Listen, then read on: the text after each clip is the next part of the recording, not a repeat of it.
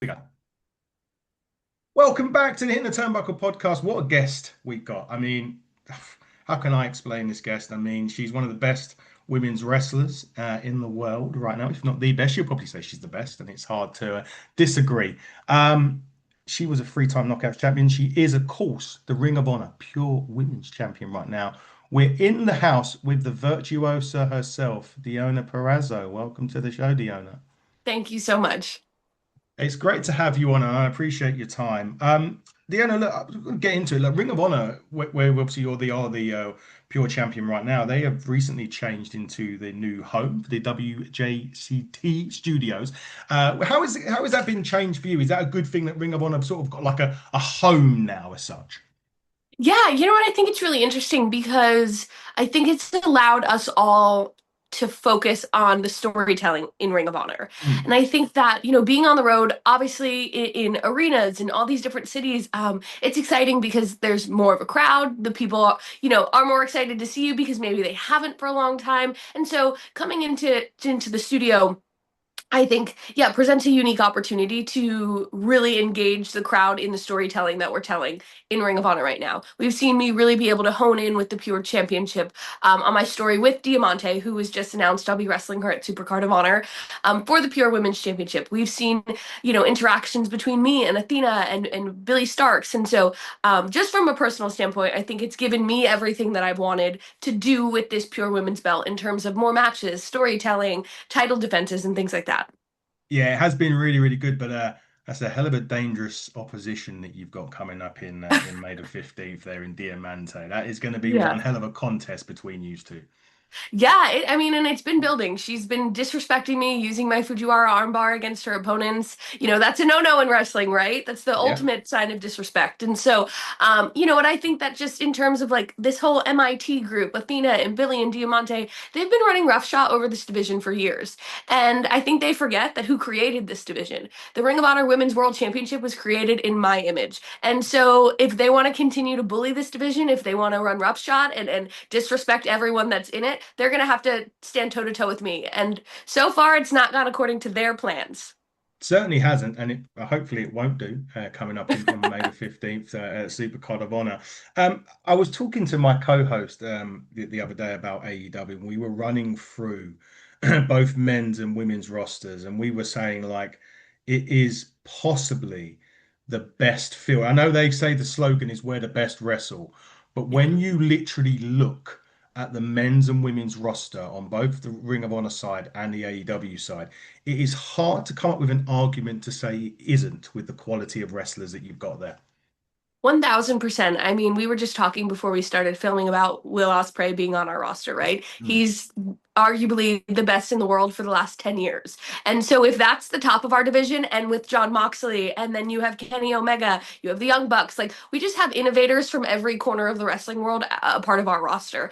And I think that that's why it was so fascinating for me to be able to come into this roster, and why I wanted to join AEW so bad was like, then look at our women's division. At the time we had Soraya, but we had Tony Storm and Hikaru Shida and Britt Baker, and look at the legacy of women's champions on our roster. I want to be a part of that. And so I think just head to toe, our roster stands with the best of them. They are the best of them, and we'd give any roster in the world a shot.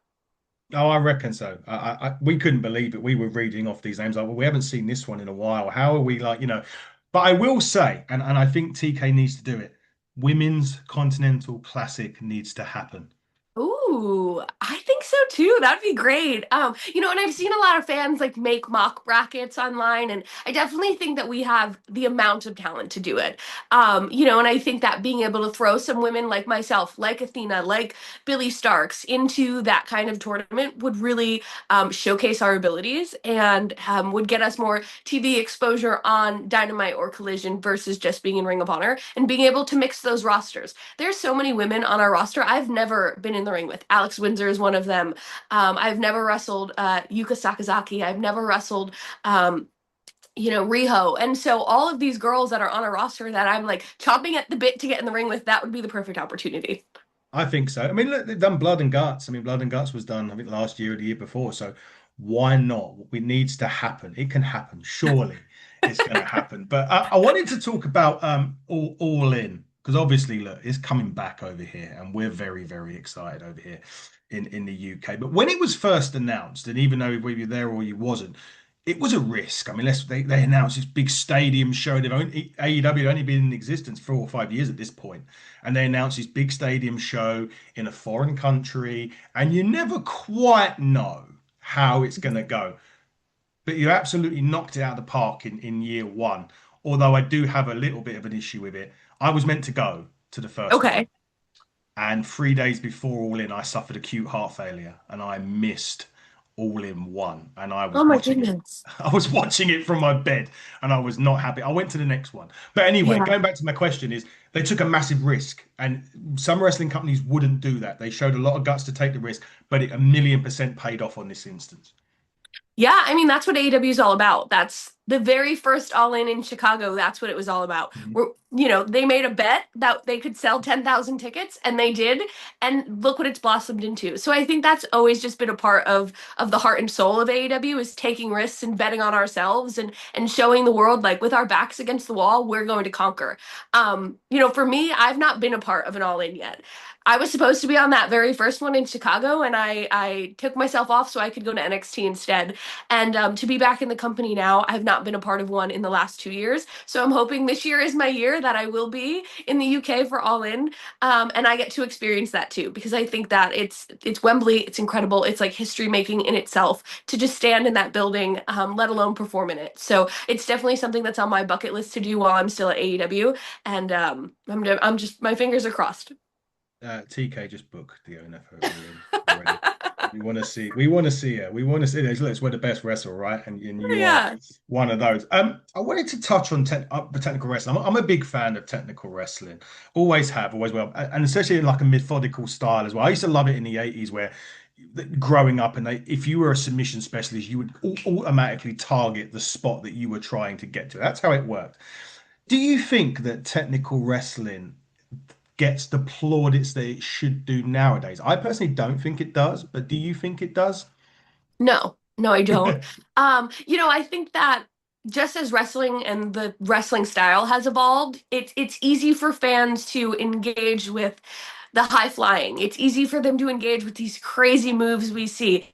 And it's immediate gratification. Where in terms of targeting a body part, being a technical wrestler, it's a slower pace of a match. It is more methodical. It requires our fans to pay a little bit more attention to our particular match versus someone else. And so I think that especially with pure rules, we've never seen women do pure rules ever before. And so I'm being given this like catch 22, right, of creating a division, creating what that style of wrestling is going to look like, but then also trying to educate the fans week after week of what that style looks like. So it's been a really unique position for me to be in because I feel like technical wrestling just has been something I've always done. That was what I was trained on. I've never tried to deviate from it. The Fujiwara armbar and the Venus de Milo are what I'm pinpointing from the get-go, and Yeah. everyone should know that, right? So I think that it's more about um, educating the audience in terms of what the rules to pure rules are, but then also letting my opponents know, like, and not to like tear down that fourth wall here, but like, I'm not asking you to meet me at my technical level. I will meet you where you're at. And regardless of whether we use these rules or not, I'm the technical wrestler. So it's always going to look pure Z, no matter what. And so I just want everyone that comes into this division, challenges me for the title, to feel comfortable and like they can still be themselves and they can still present their best selves but within the context of pure rules. Yeah, absolutely. And I love technical. I will never not love technical wrestling. And I do agree that people will talk about the spots and the big moves, but they don't always. I don't think they appreciate the likes of yourselves, the Zack Sabre Juniors, and even as a wrestler over here in the UK called Connor Mills, who very much wrestles at technical standpoint. And people I don't think, not say don't respect it, but I don't think they understand it enough, and they should do. Yeah. You know what? I came over last March and I wrestled Kanji at Yes. Rev Pro. And she even challenged me to be more technical than I'm used to when I wrestle women here in the States. Just because she is a female Zack Sabre Jr. She's not Yeah. trying to do high spots. She's not trying to run. She's not going corner to corner. It's all based on the mat. And I love that. It's just a rare chance that I get to do it here in the States. So she challenged me to think outside my box, to grow, to implement things that I wouldn't normally have done. And I was so, so grateful for that. That's a real, like, it's funny here. I don't really, I'm considered a technical wrestler, but if you ask me, I think it's like smoke and mirrors. I have a few things that are technical, right? And I take a lot from Johnny Saint and that kind of wrestling, but I wouldn't say I'm the most technical wrestler. I kind of let the fans call me that. She, by far, the most technical wrestler I've ever been in the ring with. And she's a great performer, is Kanji. The song it says her theme song says it all right. Can she do it? Yes, she can. G. Yes, she Uh, can. she can indeed. Right. As we're talking about the UK and as AEW are coming over to the UK, and hopefully you are too, I'm going to have a little bit of an education for you, Deonna. And this is Oh going to be gosh. called Come Dine with Me. Now, this Come Dine with Me is actually a television program over here in the United Kingdom where they get four random people to cook for one another. I'm not going to do that. I am going to give you, though, some UK foods that are love or hate. I'm going to give you what their name is and the ingredients of Z food, and you can Okay. tell me if you will eat it or not. The first one is I actually said it earlier on when we was talking off air.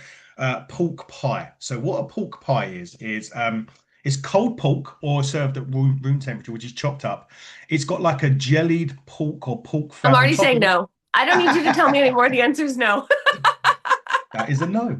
But yeah, so pork pie is off the menu, and it's got pastry on top, so that is off the menu for Yeah. Deanna. This something called Marmite, and it's yeast extract that you spread on toast or bread. Yes. Okay. I've never had it, but and I know that it's a love or hate thing, so I do want to try it. I've never had it. I'd like to try it because I don't know if I'll love or hate it yet. Okay, so anyone in the UK, when we see Deanna, Marmite it is. Scotch egg. So Okay. this is breadcrumbs. And inside the breadcrumbs are sort of covered with sausage meat, and you bite into the sausage meat, and there is a hard-boiled egg in the middle. Ooh, I think I'd eat that. Yeah, you like that? Okay, Yeah, I think so. we can get you one of those from a supermarket over here if we're all in. That is for sure. I'm going to do a dessert, and don't take this wrong way when I say the word of the dessert. It's called a spotted dick. That's a dessert. Okay. It's a real dessert. It is a steamed pudding with dried fruit and stuff in it, and it's normally served with like custard on it. Okay. But it's hot? Yeah, generally it is. Yeah, so steamed is generally a hot pudding with custard Yeah. on it. Um, I'm gonna say I'd try it. I don't know that I'd like it. I'm a little weird when it comes to like textures and things, Mhm. but I would try it. Okay, perfect. That's a very old school food, Speedy. It's Okay. very like, it's not something you'll get everywhere in the Right. UK anyway. But okay, so that was the come dine with me challenge. Now I'm going to give you a bit of slang, and you may have heard some of these before. So this is for those of you that know, I was born in East London, and East London has always been a foresight of Cockney rhyming slang. So it is two words together that rhyme that comes with the word that I'm saying. So. The first one I'm going to give you is apples and pears. So you got to remember it rhymes with something that I'm talking Hair. I don't know. about. Apples and pears is Rhyme. stairs. Stairs. Oh, Yeah, I was thinking pear hair. That kind of rhymes. God, I'm gonna be awful at this. Okay. one for one for me. This one's an interesting one. This is frog and toad. Frog and toad. Yeah. Frog. Road. Yes, you got it. Yeah, Yes. yeah, yes. It's Okay. one Keep one. myself from hair. Yeah, you redeemed yourself from here. Right. So this is a decider. So it's either I win or you win. Okay. This one is called Dog and Bone. Dog and bone. Bone. I have no idea. Bone? What rhymes with bone? Dog and bone. Phone.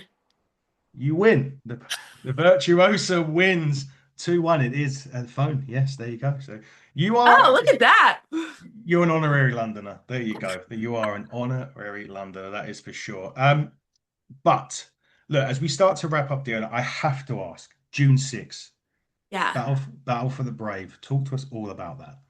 Yeah, oh my goodness. Steve and I are so excited to be wrestling promoters, which is so crazy because I feel like we've said this so much over the last few months. We never wanted this job. We always thought like maybe it could be fun one day, but probably not. And we just got presented with such a great opportunity to bring Tunnel to Towers into our world and run a wrestling show, the very first of its kind in Rahway, New Jersey. We're learning the hard way about having to pivot and booking talent and rebooking talent, but it's been such a fun experience. It's for such a great cause. Obviously, my husband is a United States Marine Corps combat veteran. He served 2 tours in Afghanistan, and so to be able to give back to the veteran community and also the first responder community here in the States is just such a huge honor for us. It's going to be great, isn't it? So I think you said earlier on that, is it fronts have gone now for that show? Yes. Okay, so we actually opened last week, 12 more ringside tickets, and about half of those are gone. So we have I think in total 8 ringside tickets left, and then all that's left is general admission. So tickets are selling really well. We're so fortunate to be able to say that we still do have Matt and Jeff Hardy as our headliners in our main event for Battle of the Brave, which is a huge deal for us. You know, as I talked about having to pivot as promoters, I just think the wrestling news has been crazy with people having to pivot and change their Yeah. shows. And we are fortunate enough that TNA, where my husband works, has worked with us. We were the first phone call the other day to let us know that they had a schedule change and it would affect our show, but they wanted to work together and figure out what they could do to support us. And part of that was being able to keep the Hardys for the night. So we could not speak any more highly of Carlos, Tommy Dreamer, Hunter Johnson, Delirious for being able to work with us and make this happen for the state of New Jersey, but also for Tunnel to Towers. Yeah, definitely so. And what a great job TNA are doing, by the way. Love TNA, of course. But Yeah. Deonna, as we start to wrap up, I'm going to ask you one more question, and then obviously we'll let you go. Look, AEW, Ring of Honor, you are the pure champion, but there is, of course, other championships in AEW that are there. Yeah. So, who is a target for the Virtuosa in AEW? Ooh. You know what? Honestly, like as much as I could say Willow Nightingale, who's our current TBS champion, I could say Tekla, who's our current women's world champion. I think they're all a target. Again, I've never wrestled Tekla. I've never gotten to wrestle Sky Blue one-on-one at AEW. I've never wrestled Julia Hart. So I'm coming for all of them. Willow, we've done this once or twice. Before AEW, we've done it in AEW, but now you have a championship on your back. So I am just looking to prove myself, show the world who they know Deonna Purrazzo is, and they've not seen for quite a bit. So that is our entire roster. Sheeta's back. The last time we saw Sheeta, she defeated me. She's got a target on her back. So you know, I'm just looking to get in the mix with everyone, be back on AEW Dynamite or Collision, and show the world exactly who the Virtuosa is. Yeah, indeed. And you are one of the best, if not the best, certainly the best technical wrestler going, if not one of the best women Thank you. wrestlers for sure. But guys, over here in the UK, if you want to watch AEW, they're on ITV4. So you don't need any subscriptions, but you have to wait until tonight. For example, at time of recording for this week's Dynamite Collision is normally on a Tuesday, but you can get your tickets to All In Wembley. I have mine. I'm all in. We hope the owners all in as well. But you could get there from Ticketmaster. Go and get it because they're going to be gone very, very soon. If you don't, you're going to miss out on another historic event for AEW. But Deonna, I really do thank you for your time. It's been wonderful talking to you, and we hope to see the Virtuosa on our stage over here at Wembley in August. I hope so. Thank you so much for having me today. Not a problem at all. From the Virtuosa, Deonna Purrazzo, I've been your host, Adam Cousins. You've been watching the Hitting the Turnbuckle podcast. And until next time, everyone, stay elite, stay safe, and good night.